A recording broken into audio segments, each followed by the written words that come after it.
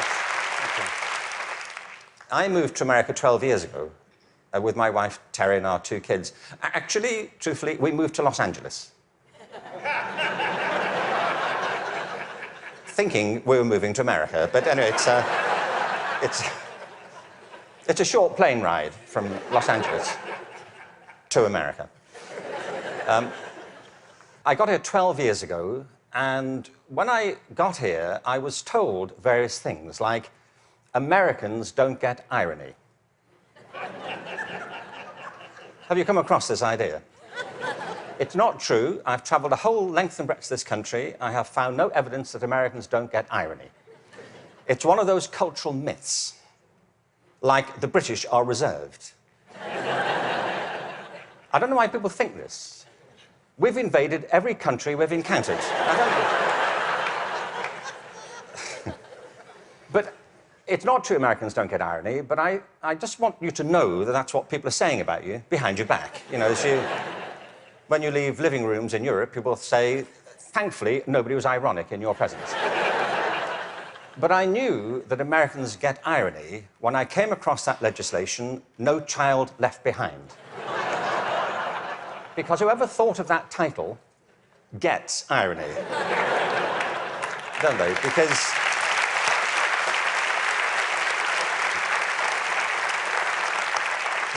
Because it's leaving millions of children behind. Now, I can see that's not a very attractive name for legislation. Millions of children left behind. I can see that. What's the plan? Well, we propose to leave millions of children behind, and here's how it's going to work. And it's working beautifully. In some parts of the country, 60% of kids drop out of high school. In the Native American communities, it's 80% of kids. If we halved that number, one estimate is it would create a net gain to the US economy over 10 years of nearly $1 trillion. From an economic point of view, this is good math, isn't it? That we should do this. It actually costs an enormous amount to mop up the damage from the dropout crisis. But the dropout crisis is just the tip of an iceberg. What it doesn't count are all the kids who are in school but being disengaged from it, who don't enjoy it, who don't get any real benefit from it. And the reason is not that we're not spending enough money. America spends more money on education than most other countries. Class sizes are smaller than in many countries. And there are hundreds of initiatives every year to try and improve education. The trouble is, it's all going in the wrong direction. There are 3 principles on which human life flourishes, and they are contradicted by the culture of education under which most teachers have to labor and most students have to endure. The first is this, that human beings are naturally different and diverse. Can I ask you, how many of you have got children of your own? Okay. Or grandchildren? How about 2 children or more? Right. And the rest of you have seen such children? Small people wandering about. I will make you a bet, and I'm confident I will win the bet. If you've got 2 children or more, I bet you they are completely different from each other, aren't they? Aren't they? You would never confuse them, would you? Like, which one are you? Remind me. You know,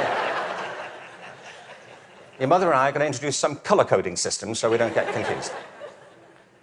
Education under No Child Left Behind is based on not diversity, but conformity.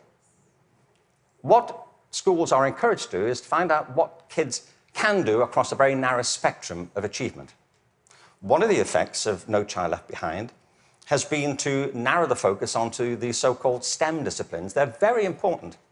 I'm not here to argue against science and math. On the contrary, they're necessary, but they're not sufficient. A real education has to give equal weight to the arts, the humanities, to physical education. An awful lot of kids... Sorry, thank you.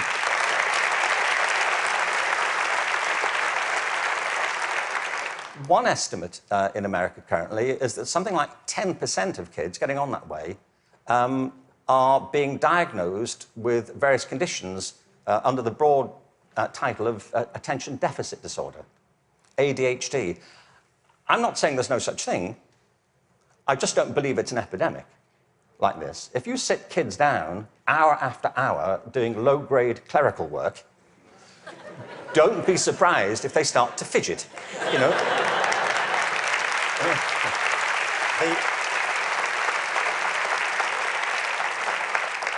Children are not, for the most part, suffering from a psychological condition. They're suffering from childhood, you know, and I know this because I spent my early life as a child. I went through the whole thing. And kids prosper best with a broad curriculum that celebrates their various talents, not just a small range of them. And by the way, the arts aren't just important because they improve math scores, they're important because they speak to parts of children's being which are otherwise untouched. The second... Sorry, thank you. The second principle that drives human life and flourishing is curiosity. If you can light the spark of curiosity in a child, they will learn without any further assistance very often. Children are natural learners. It's a real achievement to put that particular ability out or to stifle it. Curiosity is the kind of engine of achievement. Now, the reason I say this is because one of the effects of the current culture here, if I can say so, has been to deprofessionalize teachers. There is no system in the world or any school in the country that's better than its teachers. Teachers are the lifeblood of the success of schools. But teaching is a creative profession. Teaching properly conceived is not a delivery system. You know, you're not there just to pass on received information. Great teachers do that. But what great teachers also do is mentor, stimulate, provoke, engage. You see, in the end, education is about learning. If there's no learning going on, there's no education going on. And people can spend an awful lot of time discussing education without ever discussing learning. The whole point of education is to get people to learn. A friend of mine, old friend, actually very old, he's dead. That's as old as it gets, I'm afraid. So, but a wonderful guy, he was. A wonderful philosopher. He used to talk about the difference between the task and achievement senses of verbs. You know, you can be engaged in the activity of something, but not really be achieving it. It's like dieting. It's a very good example, you know. There he is, he's dieting. Is he losing any weight? Not really. Teaching is a word like that. You can say, there's Deborah, she's in room 34, she's teaching. But if nobody's learning anything, she may be engaged in the task of teaching, but not actually fulfilling it. The role of a teacher is to facilitate learning. That's it. And part of the problem is, I think, that the culture of, the dominant culture of education has come to focus on not teaching and learning, but testing. Now, testing is important. Standardized tests have a place. But they should not be the dominant culture of education. They should be diagnostic. They should help. You know, if I go for a medical examination, I want some standardized tests. I do. You know, I want to know what my cholesterol level is compared to everybody else's on a standard scale. I don't want to be told on some scale my doctor invented in the car. You know, your cholesterol is what I call level orange. Really? Is that good? We don't know. But all that should support learning. It shouldn't obstruct it, which of course it often does. So in place of curiosity, what we have is a culture of compliance. Our children and teachers are encouraged to follow kind of routine algorithms rather than to excite that power of imagination and curiosity. And the third principle is this, that human life is inherently creative. It's why we all have different resumes. We create our lives and we can recreate them as we go through them. It's the common currency of being a human being. It's why human culture is so interesting and diverse and dynamic. I mean, other animals may well have imaginations and creativity, but it's not so much in evidence, is it, as ours. I mean, you may have a dog. you know, and your dog may get depressed. You know, but it doesn't listen to Radiohead, does it? And, sit staring out the window with a bottle of Jack Daniels. And you say, would you like to come for a walk? He said, no, I'm fine. No. You go, I'll wait, I'll go. But take pictures. We all create our own lives through this restless process of imagining alternatives and possibilities, and one of the roles of education is to awaken and develop these powers of creativity. Instead, what we have is a culture of standardization. Now, it doesn't have to be that way. It really doesn't. Finland regularly comes out top in maths, science, and reading. Now, we only know that's what they do well at because that's all that's being tested currently. That's one of the problems of the tests. They don't look for other things that matter just as much. The thing about work in Finland is this. They don't obsess about those disciplines. They have a very broad approach to education, which includes humanities, physical education, the arts. Second, there is no standardized testing in Finland. I mean, there's a bit, but it's not what gets people up in the morning. It's not what keeps them at their desks. And the third thing is I was at a meeting recently with some people from Finland, actual Finnish people, and so somebody from the American system was saying to the people in Finland, what do you do about the dropout rate in Finland? And they all looked a bit bemused and said, well, we don't have one. Why would you drop out? If people are in trouble, we get them quite quickly and help them and we support them. Now, people always say, well, you know, you can't compare Finland to America. No, I think there's a population of around 5 million in Finland. But you can compare it to a state in America. Many states in America have fewer people in them than that. I mean, I've been to some states in America and I was the only person there. Really. Really, I was asked to lock up when I left. But what all the high-performing systems in the world do is currently what is not evident, sadly, across the systems in America. I mean, as a whole. One is this. They individualize teaching and learning. They recognize that it's students who are learning, and the system has to engage them, their curiosity, their individuality, and their creativity. That's how you get them to learn. The second is that they attribute a very high status to the teaching profession.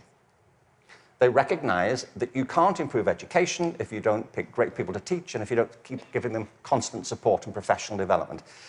Investing in professional development is not a cost, it's an investment.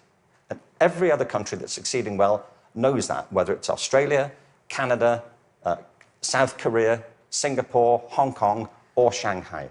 They know that to be the case. And the third is they devolve responsibility to the school level for getting the job done. You see, there's a big difference here between going into a mode of command and control in education. That's what happens in some systems. You know, central governments decide or state governments decide, they know best and they're going to tell you what to do. The trouble is that education doesn't go on in the committee rooms of our legislative buildings. It happens in classrooms and schools. And the people who do it are the teachers and the students. And if you remove their discretion, it stops working. You have to put it back to the people.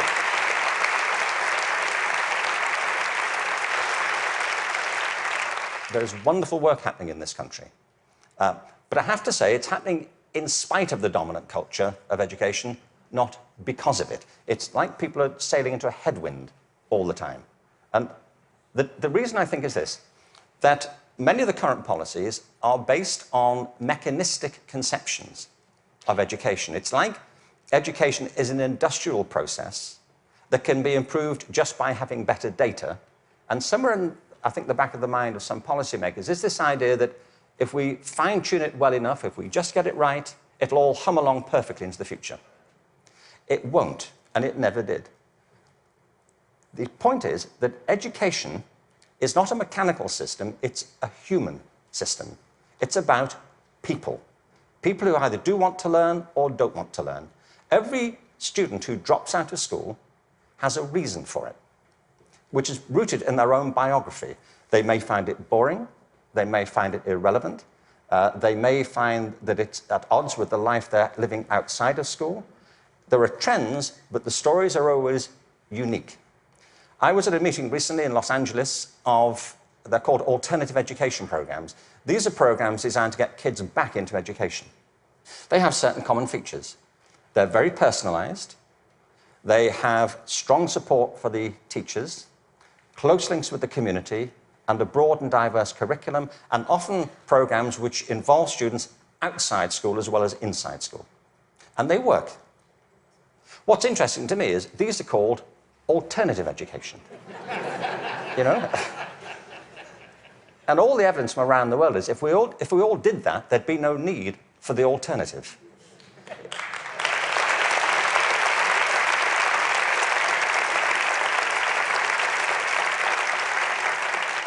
So I think we have to embrace a different metaphor. We have to recognize that it's a human system and there are conditions under which people thrive and conditions under which they don't. We are, after all, organic creatures. And the culture of the school is absolutely essential. Culture is an organic term, isn't it? Not far from where I live is a place called Death Valley.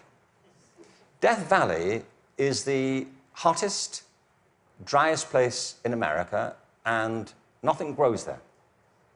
Nothing grows there because it doesn't rain, hence Death Valley. In the winter of 2004, it rained in Death Valley.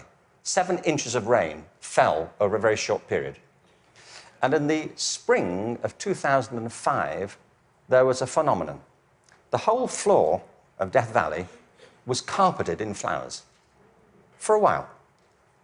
What it proved is this, that Death Valley isn't dead. It's dormant.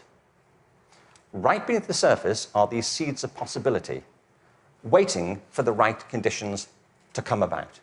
And with organic systems, if the conditions are right, life is inevitable.